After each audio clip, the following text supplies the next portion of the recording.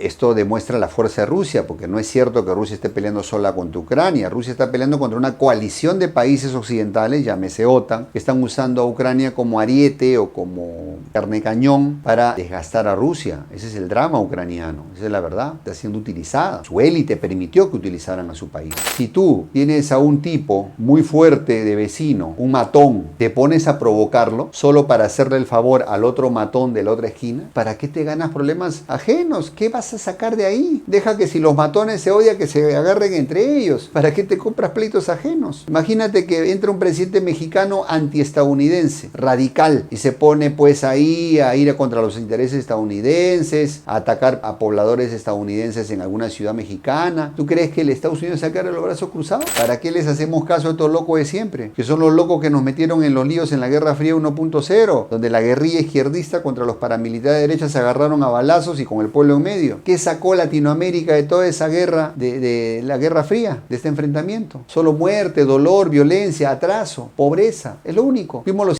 útiles de las potencias. El sudor ahorra sangre. Este era el lema de la escuela militar alemana de la Alemania pre-Segunda Guerra Mundial, la cual logró formar la fuerza militar más letal del continente, capaz de conquistar Europa, casi toda Europa, en sendas batallas y campañas victoriosas entre el 39 y el 41, y que formó soldados muy bien entrenados, que eran conscientes que un entrenamiento severo ahorraba pérdidas humanas, y donde aprendían a manejar las armas del ejército, donde aprendían la disciplina táctica y la flexibilidad en el campo de batalla, lo cual les generó sendas victorias. Sin embargo, en este siglo XXI vemos un ejército ucraniano en una situación totalmente distinta, donde el pobre soldado ucraniano no logra la destreza en el manejo de sus armas, ya que el suministro de armas es tan diverso, porque depende de donaciones, porque la industria ucraniana colapsó hace mucho tiempo, y porque pues el soldado, cuando ya se acostumbró a manejar con destreza su pieza de artillería estadounidense, se le malogra y tiene que pasar a una pieza de artillería sueca.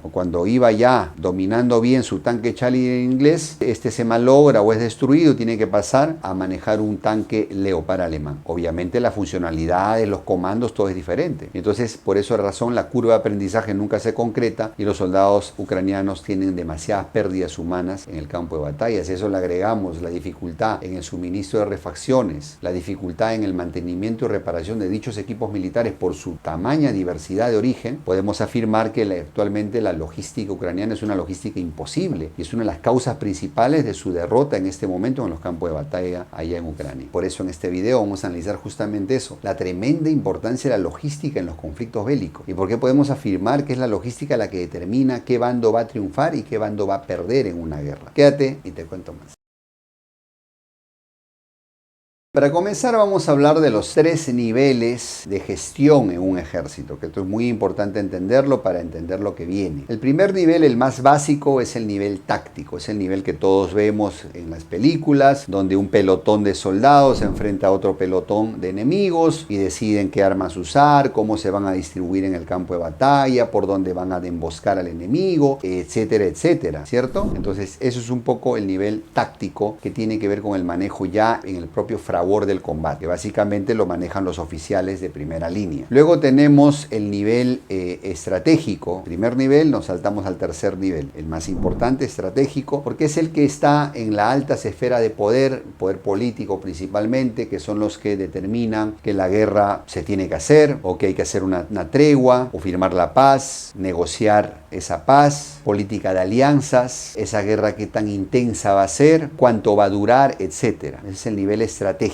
Toma decisiones en la cúpula del país, en la élite. Y en el medio está el nivel operacional. El nivel operacional es donde está, por ejemplo, la logística. Es aquellas actividades que se hacen en el ejército para permitir realizar las campañas. Imagínate que tú quieres atacar a un enemigo que está pasando el Océano Pacífico. Entonces necesitarías una fuerza anfibia con portaaviones, con barcos con lanchas de desembarco, bien protegido, cobertura aérea, drones, etc. etcétera, submarinos. Entonces no va a ser lo mismo que una campaña terrestre contra un país vecino, por ejemplo. Entonces es todas aquellas actividades que permiten movilizar la masa de soldados y todos los recursos necesarios para que esa masa de soldados se posicione donde debe posicionarse, pueda desplazarse por donde se piensa desplazar y entonces pueda realizarse esos movimientos de las tropas o de los batallones más grandes a nivel ya macro. Entonces esto es muy importante porque determina que un soldado en un frente amplio, porque recordemos que las guerras desde el siglo XX son en frentes muy grandes, cientos de kilómetros, a veces hasta miles de kilómetros, donde hay enfrentamiento con fuerzas contrarias y hay que mantener a esa primera línea de combate bien abastecida de armas, abastecida de municiones, abastecida de combustible para que se pueda mover, los camiones, los autos, los tanques, los aviones, abastecida de medicinas, de comida, de agua, es decir, hay toneladas de abastecimiento necesarias por soldado para que pueda la maquinaria de guerra funcionar adecuadamente y compensar las pérdidas y digamos determinar los puntos de líneas defensivas y determinar la reserva móvil para poder reforzar sectores más débiles o hacer ataques sorpresas por flancos al enemigo, etcétera, etcétera. Entonces ese nivel operacional es el que permite realmente aterrizar los planes del generalado, los macro planes a nivel estratégico. Sin el nivel operacional no podría existir guerra, sucumbirías muy rápido, porque por muy motivado y entrenado que esté tu soldado, si no tiene munición, si no tiene combustible, si no tiene comida, va a sucumbir ante un enemigo mucho mejor equipado.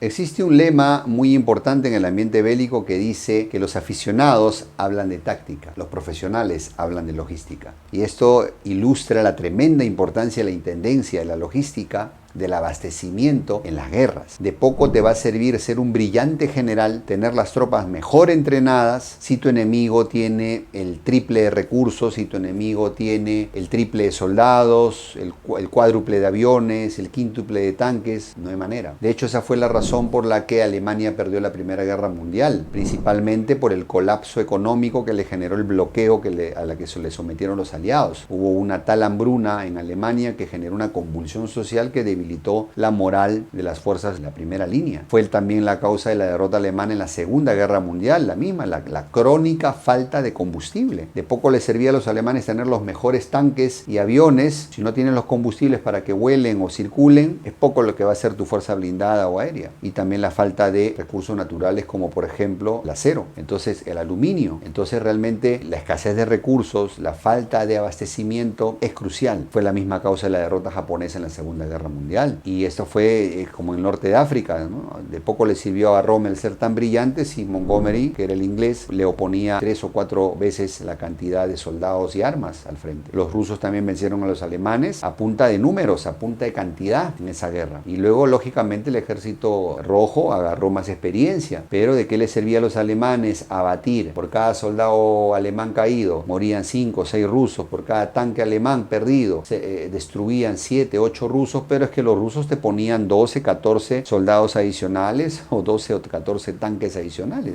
No había manera. Por eso decía que Stalin que la cantidad es en sí misma una cualidad de calidad. No basta tener buena calidad, necesitas también tener cantidad. Entonces esto ilustra la tremenda importancia de la logística porque no es lo mismo una campaña anfibia que una campaña terrestre. Imaginen todas las complicaciones que tuvieron el día D, por ejemplo, el 6 de junio del 44, para poder llevar semejante masa de soldados a las playas de Normandía. Y esto es gracias a que tenían ya el dominio aéreo, porque si los alemanes hubieran podido impedir ese dominio aéreo, no hubiera habido manera de que el día D ocurriera, por ejemplo. Y los rusos, pues otro tanto, ¿no? Con las campañas que lanzaron en la operación Bagration, en la operación del Vístula, por ejemplo, tremendas campañas que arrasaron a lo que quedaba del ejército alemán. De ahí la importancia de la logística versus la táctica.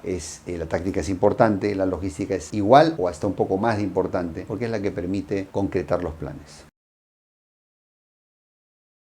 Otro lema importante menciona que la guerra se gana en las fábricas y esto demuestra la tremenda importancia de la industria bélica en una guerra, porque es tu industria la que debe ser capaz de compensar las pérdidas en las batallas y no solo eso, sino además armarte a una velocidad mayor que la de tus adversarios, en una cantidad y calidad mayor a la de tus adversarios, porque es una carrera armamentística en plena guerra y el bando que consigue mayor cantidad y calidad de armas se va a imponer. Si tú logras poner en el frente de batalla 10.000 piezas de artillería pesada versus solo 2.000 del enemigo, obviamente vas a abrumarlo. O sea, la cortina de fuego que vas a poder abrir va a saturar a tu enemigo. Entonces, esto es crucial entenderlo. Entonces, por eso la importancia en este momento en la guerra. Rusia tiene una industria casi intacta, una industria propia, que tiene una tradición de cantidad y calidad incuestionable, mientras la industria ucraniana fue destruida en los primeros meses totalmente, no se ha podido recomponer porque el territorio ucraniano está siendo sometido a bombardeos con misiles casi todas las semanas y porque depende de las fábricas occidentales, que ya sabemos por un tema de globalización y deslocalización de industrias, pues la capacidad industrial occidental no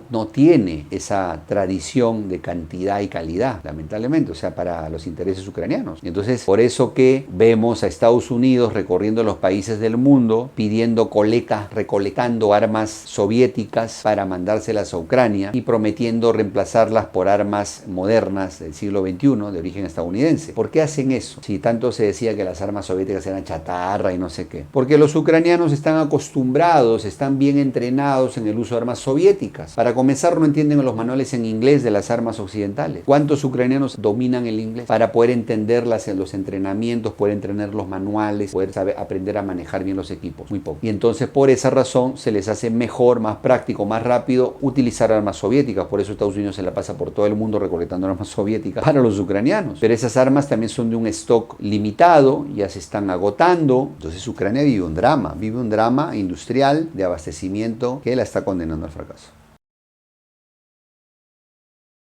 Hablemos de la logística rusa. ¿Cómo está la logística rusa en este momento? Para comenzar, Rusia es un país inmenso, el más grande del mundo, tiene áreas que no están siendo atacadas o en riesgo de ataque ucraniano, por lo tanto hay zonas donde pueden sus soldados entrenar muy cómodamente, con todas las seguridades. En segundo lugar, el soldado ruso está muy motivado porque entiende que se están jugando la existencia del país, que Rusia no se puede dar el lujo de perder esta guerra. Es como que Estados Unidos perdiera una guerra contra México. No habría cómo Estados Unidos se resigna a eso. Igual Rusia no se va a resignar, porque si Rusia perdiera, se debilitaría, la OTAN avanzaría en el flanco sur de Rusia, la expondría al ataque de misiles en corto tiempo y pues Rusia tendría el riesgo de balcanizarse más. Por lo tanto, el soldado ruso está motivado a ser digno sucesor de los que vencieron a Hitler y a Napoleón. Y además está siendo muy bien abastecido con líneas de abastecimiento logística muy seguras en la zona sur, desde Rostov del Don. Le llegan en abundancia armas, municiones, combustible, medicinas, alimentos, tropas de relevo y todo eso, digamos, ayudó a que Rusia pudiera desbaratar la contraofensiva ucraniana tan anunciada y tan cacareada en mayo y junio. Entonces, esto le ha permitido a Rusia realmente hacerse fuerte y empezar a avanzar lento pero seguro como en Advinka o en Marinka. Esto demuestra la fuerza de Rusia, porque no es cierto que Rusia esté peleando sola contra Ucrania. Rusia está peleando contra una coalición de países occidentales, llámese OTAN, que están usando a Ucrania como ariete o como carne cañón para desgastar a Rusia. Ese es el drama ucraniano, esa es la verdad, está siendo utilizada. Su élite permitió que utilizaran a su país. Y entonces Rusia tiene en este momento todas las cartas en la mano para ganar esta guerra, porque tiene una industria en crecimiento, con calidad y cantidad de armas, aliados poderosos como China, Norcorea, Irán, que le garantizan una acumulación de fuerzas, un buen entrenamiento para poder continuar avanzando si así lo decide. Mientras Occidente está en desespero, ya digamos está con fatiga de guerra, perdió las esperanzas, ya se les bajó la euforia, pisaron tierra y se dieron cuenta que Rusia es que son dignos herederos de Napoleón y Hitler, ¿no? Que subestimaron a la capacidad de Rusia. Estos nuevos europeos cometieron el mismo error, siempre tercos, con la soberbia por delante, subestimando a un enemigo poderoso. Entonces ahí tienen los resultados: contraofensiva fracasada, la fuerza blindada ucraniana totalmente destrozada y las esperanzas esfumadas.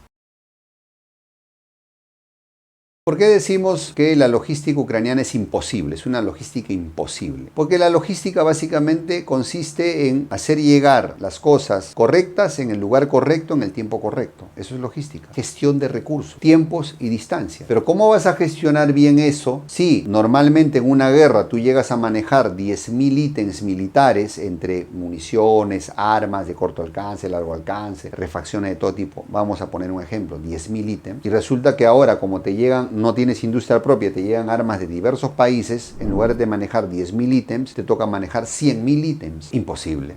Imposible, porque cuando tu soldado ya se acostumbró a usar la subametralladora estadounidense, se le malograron, ya no hay más, ahora le toca manejar la francesa. Porque cuando tu soldado aprendió a manejar muy bien el Leopard, ya no hay más Leopard, se malograron, los destruyeron, ahora le toca manejar Challengers. Porque cuando tus mecánicos aprendieron a dar buen mantenimiento a las piezas de artillería suecas, ya no hay más, ahora hay que toca manejar las polacas. Encima están en inglés. Entonces, ¿cómo le haces para entrenar a tus soldados en manejo de armas si son de tan diversa cantidad, calidad y origen? No hay manera, mi querido amigo. Las refacciones, para las reparaciones, para el mantenimiento, imposible. No hay cómo manejar eso, es un caos total, es un caos total. Con línea de suministro que están bajo ataque, porque todo el territorio ucraniano está bajo ataque. No hay lugar seguro para que entrenes a tus tropas. No hay lugar seguro para que hagas una vía de suministro confiable. Entonces a los soldados ucranianos les falta de todo, les falta alimento, les falta medicina, les falta munición, les falta combustible. O todo eso pega en la moral, pega en la moral. Por eso que ahora los ucranianos tienen unidades de retirada, antirretirada, ¿no? Atrás de las líneas están ahí un grupo de soldados ucranianos que si bien que los de adelante retroceden o quieren desertar, los fusilan, les disparan. Eso solo se veía desde las épocas de la Segunda Guerra Mundial. Los famosos comisarios políticos soviéticos, recordamos eso. Y encima ven que la cúpula, la élite es corrupta, que la élite ucraniana, que fue la que metió al país en esta guerra por provocar a Rusia, no quiere renunciar porque tienen miedo a ser juzgados, porque tienen miedo a ser asesinados, porque no quieren perder sus privilegios o sus robos. Es la verdad, el drama ucraniano. Porque Ucrania realmente fue derrotada las primeras 2 o 3 semanas de la guerra. Cuando Rusia la ataca con 150.000 soldados y ese ataque es de precisión a todo el sistema de comunicaciones y logístico ucraniano, Ucrania se quedó ciega, sorda y muda. No había cómo continuar la guerra, por eso Ucrania se sentó en Estambul a negociar en marzo. A las 2 o 3 semanas de la guerra, Ucrania había perdido. La guerra ruso-ucraniana acabó a las 2 o 3 semanas. Por eso Ucrania se sentó a negociar. Pero claro, luego llegaron los anglos, con el famoso Boris, a prometer el oro y el moro, como siempre, y el resto es historia. Después de Estambul, en marzo del 2022, lo que hay es una guerra europea versus Rusia. No es una guerra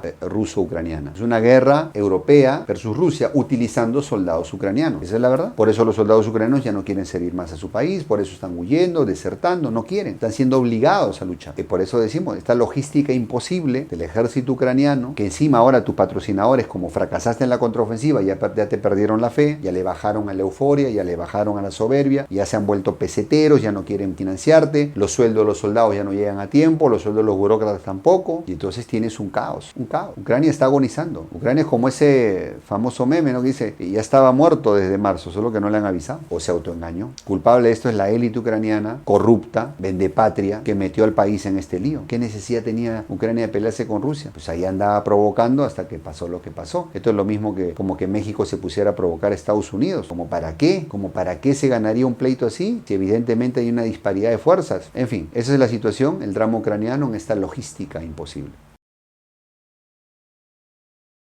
Y ahora hablemos sobre un mito que nos dice la propaganda occidental de que es heroica la resistencia ucraniana, el valiente pueblo ucraniano que resiste a la invasión de un abusivo traicionero que la atacó. A ver, analicemos esto, mis queridos amigos, a ver si es cierto o es mentira. Este problema entre Rusia y Ucrania no empezó el 2022. Esto empezó en los años 2000, la revolución de colores. Y luego el golpe de Estado en el Euromaidán, cuando dan un golpe de Estado financiado por Occidente para deponer a un presidente prorruso y ponen a un presidente antirruso que a partir de ahí se dedicó a provocar a Rusia, a ir en contra de los intereses de Rusia y luego atizó los problemas en el Donbass con la población rusófona. Firmaron los acuerdos de Minsk fingiendo querer la paz, pero solo para ganar tiempo y armarse, y luego sabotearon los acuerdos de Minsk. El propio Zelensky fue elegido prometiendo la paz con Rusia y ni bien llegó al poder siguió con las provocaciones de los intereses rusos. Y entonces pues, si tú tienes a un tipo muy fuerte de vecino, un matón, te pones a provocarlo solo para hacerle el favor al otro matón de la otra esquina, ¿para qué te ganas problemas ajenos? ¿Qué vas a sacar de ahí? Deja que si los matones se odian, que se agarren entre ellos. ¿Para qué te compras pleitos ajenos? Imagínate que entra un presidente mexicano antiestadounidense, radical, y se pone pues ahí a ir contra los intereses estadounidenses, a atacar a pobladores estadounidenses en alguna ciudad mexicana. ¿Tú crees que el Estados Unidos se va a quedar los brazos cruzados? Entonces, andar provocando a alguien más fuerte que tú, ignorando sus intereses, comprándote el pleito ajeno de otro matón, no es ser valiente, es ser imprudente, o podríamos decir hasta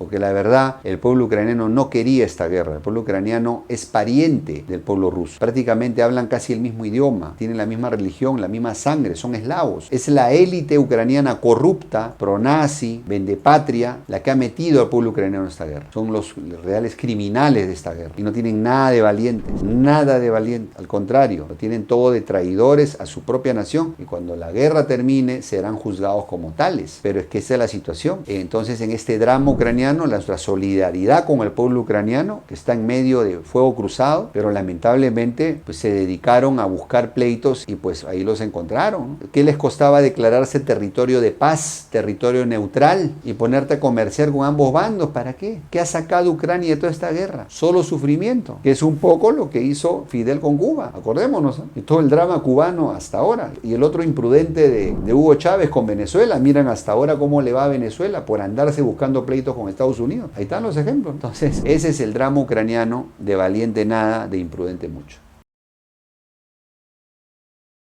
¿Qué podemos aprender en Latinoamérica de todo esto? A no ser tan maniqueos. Queremos otro Zelensky, ya tuvimos suficiente con Fidela y con Hugo Chávez, o con el propio Pinochet en Chile, o Videla en Argentina, ¿cierto? ¿Para qué les hacemos caso a estos locos de siempre? Que son los locos que nos metieron en los líos en la Guerra Fría 1.0, donde la guerrilla izquierdista contra los paramilitares de derecha se agarraron a balazos y con el pueblo en medio. ¿Qué sacó Latinoamérica de toda esa guerra, de la Guerra Fría, de este enfrentamiento? Solo muerte, dolor, violencia, atraso, pobreza. Es lo único. Fuimos los útiles de las potencias. Y ahora en pleno siglo XXI nos quieren volver a vender el mismo cuento. Y ahí van los socialistas del siglo XXI contra los libertarios, los humanistas contra los libertarios, los mismos y siempre, que nos quieren vender ese cuento, les gusta comprarse pleito ajeno, les gusta meternos en esos pleitos para hacer la carne de cañón de su potencia favorita. O sea, ¿como para qué? Cuando deberíamos estar más bien pensando en cómo unirnos, cómo resolver nuestros problemas de atraso industrial, tecnológico, educativo, social, de seguridad, etc. Eso es lo que deberíamos estar nosotros hablando y no haciendo caso a estos locos de siempre, los Zelenskis del siglo XXI, que nos quieren volver a meter en problemas que no nos corresponden. Muy bien, mi querido amigo, mi querido hermano en toda Latinoamérica, de esta manera hemos llegado al final de nuestro video con las siguientes conclusiones. La logística, la intendencia es un aspecto crucial para el éxito en una guerra, porque es la que nos garantiza que los recursos de la nación en armas, combustible, alimentos, medicinas y toda clase de recursos lleguen a nuestros soldados para que puedan superar a los soldados del enemigo. Y es la que ha decidido el destino de muchas guerras. Ya vemos que ejércitos poderosos, bien dirigidos, con generales magníficos, sucumbieron a la falta de recursos o a la mala gestión de ellos. Por eso afirmamos que Ucrania tiene una logística imposible, porque dejó de tener industria propia, porque depende de donaciones, y porque es prácticamente imposible que un soldado se entrene en tal diversidad de armas, y porque también es imposible que sus mecánicos, su gente de mantenimiento pueda gestionar tantos ítems de refacciones y de reparación. Esto condena a Ucrania al fracaso. Ucrania como tal perdió la guerra en las primeras 2 o 3 semanas. Cuando se sentó en Estambul en marzo, Ucrania estaba derrotada, se sabía perdedor. Sin embargo, llegaron los anglos como siempre a meter cizaña, a prometer el oro y el moro, y a partir de ahí, esta es una guerra entre la Europa occidental y Rusia, una guerra de una coalición contra un solo país. Y a pesar de eso, Rusia ha sabido salir adelante por una gestión logística mucho más refinada y mucho más eficaz. ¿Qué podemos aprender en Latinoamérica de todo esto que ha pasado? No caigamos en la tentación de los nuevos Zelensky, de estos locos que siempre nos venden y nos quieren meter en líos ajenos. Mira lo que le ha pasado a Ucrania. Ucrania se metió a esta guerra por comprarse un lío ajeno. ¿Qué ha ganado Ucrania de toda esta guerra? La metió su élite corrupta contra su voluntad al pueblo ucraniano. Y así nos quieren volver a meter estos corruptos políticos en Latinoamérica. No les bastó con el sufrimiento que tuvimos en la Guerra Fría, en la lucha entre guerrilla izquierdista y paramilitares de derecha, donde pusimos los muertos. No les bastó. Ahora están los locos, estos libertarios y los locos de la izquierda, los socialistas, los humanistas, buscando pleito de nuevo, buscando que seamos la carne de cañón, los idiotas útiles de Rusia u Occidente. No lo permitamos. Apostemos a una tercera vía, a una nueva generación de políticos. Dejemos de pensar en que solo votar basta. Tenemos que participar, reemplazar, sustituir, jubilar a esta casta política corrupta que nos gobierna y salir de ese maniqueísmo. Tenemos que pensar en otros intereses. ¿Qué va a ganar Latinoamérica si se mete en pleitos ajenos? ¿Queremos ser de nuevo otra Venezuela, otra Cuba? ¿Eso queremos? Tenemos que pensar más bien en unirnos, en desarrollarnos, en prosperar, en paz, con tecnología, con educación, con anticorrupción, con nacionalismo, velando por nuestros intereses. Eso es lo que necesitamos en Latinoamérica y dejar de comer cuentos de estos locos de un bando y de otro, de izquierda y derecha. Pero ahora quiero tus comentarios abajo en la caja, ya sea que estés en acuerdo o en desacuerdo conmigo, no pasa nada. Siempre es un sano debate para compartir ideas. Y si tú eres un seguidor de este canal, tengo un mensaje para ti y una solicitud. Si realmente crees en este mensaje, si realmente te parece bueno, apropiado para nuestro continente, para nuestros países, difúndelo. Esa es la tarea, el favor que te quiero pedir. Hoy en día hay mucha censura en las redes. Nuestro alcance se está reduciendo por la censura, por los dueños del internet que no quieren que este mensaje llegue a la gente, a la juventud. Te pido a ti, mi querido amigo en Latinoamérica, comparte este contenido con tus conocidos, con por lo menos 5 conocidos, ya sea en sus muros de Facebook, ya sea por WhatsApp, ya sea por Messenger, por donde tú creas conveniente. Difunde el mensaje. Es la manera como ayudas a que esta causa aumente, mejore y pueda llegar a más gente. Confío en ti, sé que no me vas a defraudar. Te mando un gran abrazo, te veo en el siguiente video y recuerda, Latinoamérica necesita unidad y pragmatismo para ser grandes. Hasta la próxima.